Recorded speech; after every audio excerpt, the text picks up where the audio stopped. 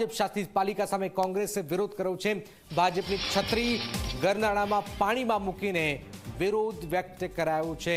જી હા, પાટણમાં જે રીતનો વરસાદ વરસ્યો છે ત્યાર પછી ભાજપ વિરોધી નારા લગાવીને કોંગ્રેસે હલ્લાબોલ કર્યો છે। આપ જોઈ રહ્યા છો, આજે પણ પાણી નથી ઓસર્યા અને કોંગ્રેસના કાર્યકર્તાઓએ વિરોધ વ્યક્ત કર્યો છે। ભાજપની છત્રી લઈને આ વિરોધ વ્યક્ત કર્યો છે। મેસેજ આપવાનો પ્રયત્ન છે કે ભાજપનો જે વિકાસ છે પાટણની અંદર એ ઊંધો ચાલી રહ્યો છે, એ પ્રકારનો મેસેજ હાલમાં કોંગ્રેસે આપ્યો છે। વિરોધ કરવાનું કારણ એ છે કે ભાજપ શાસિત આ નગરપાલિકા છે અને ભાજપના લોકો એવું કે ગતિશીલ ગુજરાત, આ પાટણમાં તમે જુઓ ગતિશીલ ગુજરાત તમને દેખાય છે।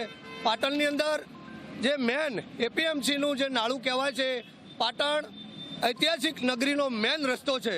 આ મેન રસ્તાની અંદર તમે જુઓ 12-14 કલાક થયા હોવા છતાં પણ આ પાણી ઓસરું નથી।